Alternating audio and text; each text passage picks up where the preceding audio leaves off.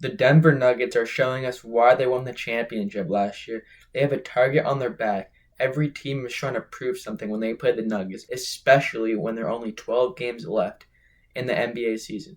The Boston Celtics are the number one team in basketball this season. They've only lost 14 games so far, but they have just no way to slow down Jokic. He dropped 32 points, 11 assists, and 12 rebounds to seal the win in their last matchup.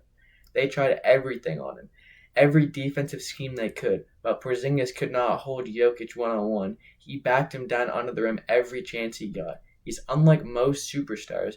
When you try to double him, he just finds the open man every single time. If they meet in this year's finals, they'll have a very hard time finding a way not to let Jokic win his second straight finals MVP. Last year, he averaged 30, 14, and 7 in the finals.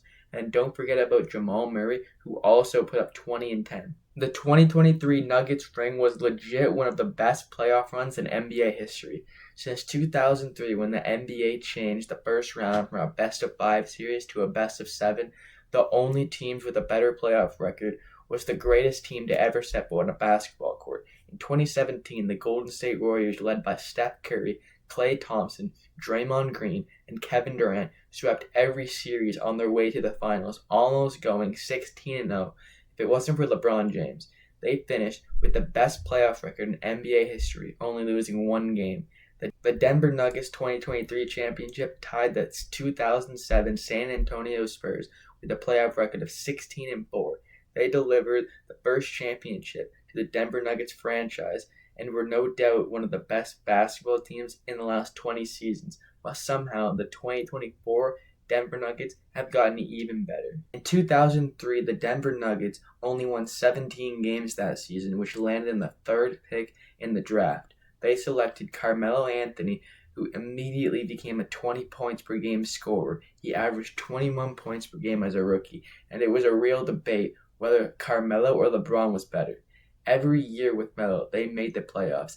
In their best season, Melo was there. In 2009, the Nuggets traded Allen Iverson for Chauncey Billups, and they made the conference finals for the first time since 1985.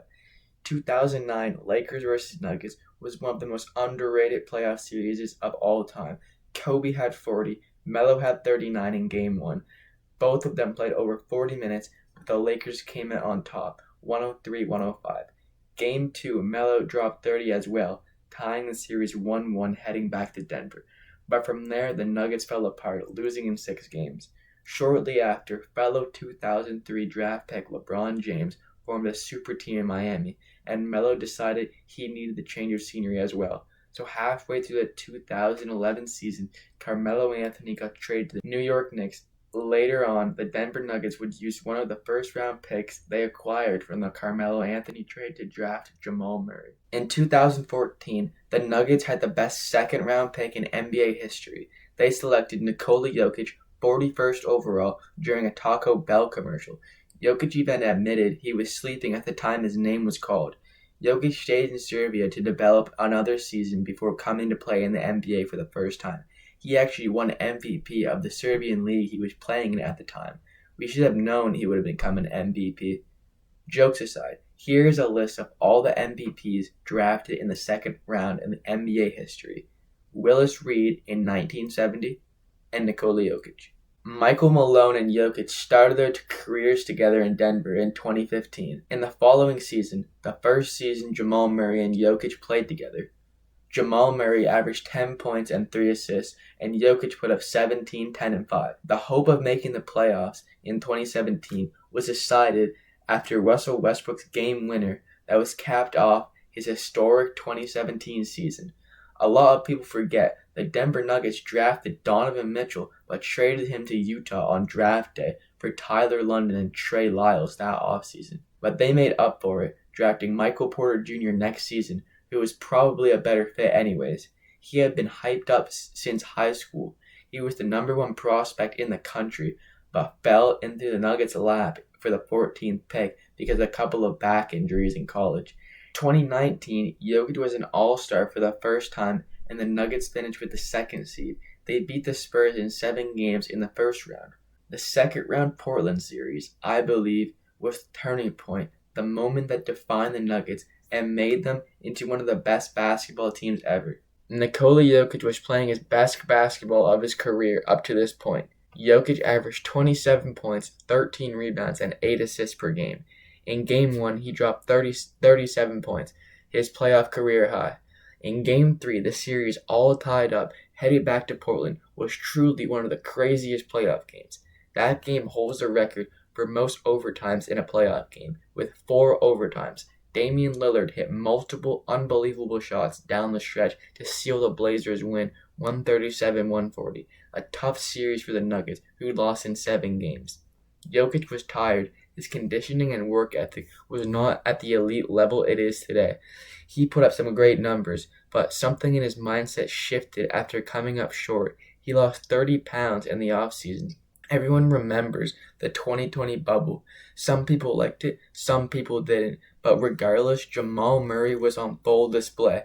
Donovan Mitchell versus Jamal Murray was like watching a movie. Both dropped 50 in the same game, and to top it all off, the Nuggets came back down 3-1. Many people thought that the Clippers would win their first championship in franchise history, but the Nuggets came back from down 3-1 again to face the eventual champions Lakers. In the conference finals, they lost Game 1. They had a chance in Game 2, but Anthony Davis hit a game winner, and the Lakers won in 5. They traded away Gary Harris for Aaron Gordon in the summer, and had all the momentum they would need to make another deep run. But unfortunately, in a game against Golden State, Jamal Murray tore his ACL, a devastating blow to a Nuggets team that probably could have won a championship that season, all things considered. Without Jamal Murray, Jokic won his first MVP, and the league was still sleeping on the Nuggets. It was pretty clear that they were probably the best team in the league when fully healthy, considering Michael Porter Jr. had a breakout season. They made the conference finals again for the 3rd straight season, losing to the Suns. Jokic followed that up by winning a back-to-back MVP, putting up stats no big man had ever done before. NBA analysts still didn't believe in Jokic and the Nuggets. To perform in the postseason.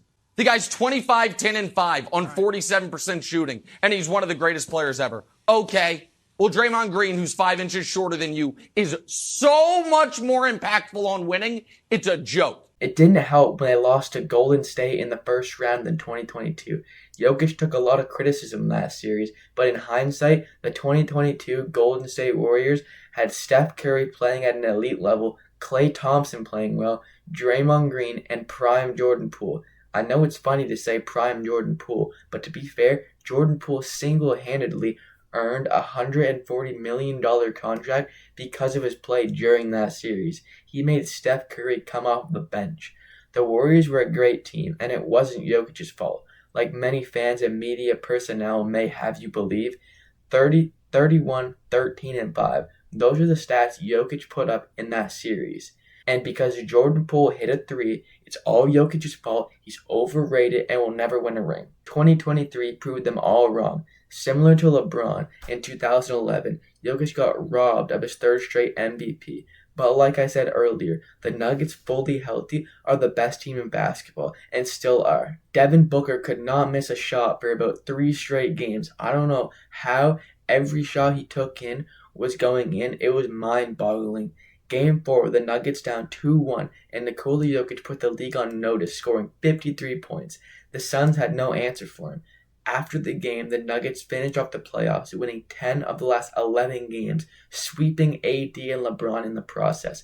LeBron was highly impressed with Jokic, and he said this. What, if anything, did Joker prove to you during the series?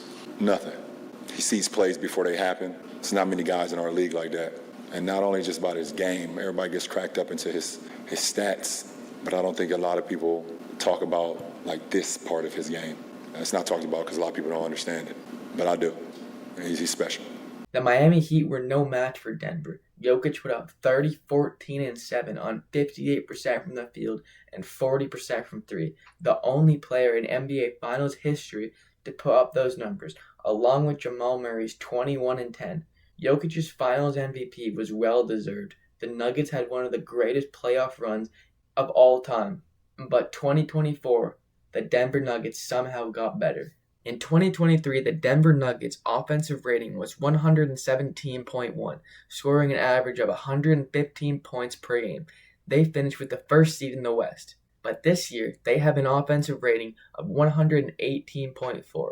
Offense across the league has gotten better. The Western Conference is stacked, with the Nuggets currently fighting against the Timberwolves and the Thunder for the top spot in the West. After the All-Star break, Nikola Jokic sent a text to the team group chat motivating them to finish the season strong. Since the All-Star break, the Nuggets have gone 14-2 in their last 16 games. Across those 16 games, the Nuggets have put up an offensive rating of 121, which would put them only second behind the Boston Celtics. But the Boston Celtics do not have an unstoppable pick and roll like Murray and Jokic. Undoubtedly the best duo in the NBA. Their starting five is the best in the NBA, and it is all centered around their MVP Nikola Jokic, the best player in the NBA, and the numbers prove he should win his third MVP this season. The player efficiency rating, PER, is John Hollinger's all-in-one basketball rating, which attempts to collect or boil down a player's contributions into one number using a detailed formula. Hollinger developed a system that rates every player's statistical performance. LeBron James is the third all-time PER rating at 27.1. Michael Jordan has the second highest PER rating at 27.9. The two players many people consider to be the GOAT. Whatever order you choose, they are probably the two greatest players of all time. Nikola Jokic's all-time player efficiency rating is 28.05, number one in NBA history. In the last 10 years, there have only been one MVP that didn't lead the NBA in this stat. It was Joel Embiid last season, proving Jokic has been the best player in the league since 2021 when he won his first MVP. Everyone is fascinated by the triple-doubles and the stats Jokic puts up, but the real thing that sets him apart from the rest of the league is not just his God-gifted talent, because the NBA is more talented than ever. If you're not talented, you probably wouldn't be in the NBA in the first place. The fact that Jamal Murray is taking a back seat to Jokic goes to show how valuable Jamal is to this team. He could easily go to a different team, put up crazy stats on his own team. You saw it in the bubble. He scored 50 twice in the same series against Utah. The perfect second option for a dynasty. The GM of the Nuggets, Calvin Booth, is a basketball genius. He saw everyone going small ball, but he slowly developed a team full of size and talent. Trading for Aaron Gordon might be one of the most underrated trades in NBA history. They traded Gary Harris, who was one of the Nuggets' best guards at the time. But Aaron Gordon has become one of the best Swiss Army knife kind of players. He doesn't really space the floor with his shooting, but he plays lockdown defense and is a great cutter and floor spacer, even though he can't shoot threes. The defense still has to worry about him because of the lob threat. He fits so well because he is surrounded by shooters like Michael Porter Jr. and KCP, two elite 3-and-D wings. Michael Porter Jr. is another guy who is all about winning. He creates off the dribble and can do everything on the floor. He has been lights out from three, especially since the All-Star break. Please subscribe to our channel. It helps me out a lot.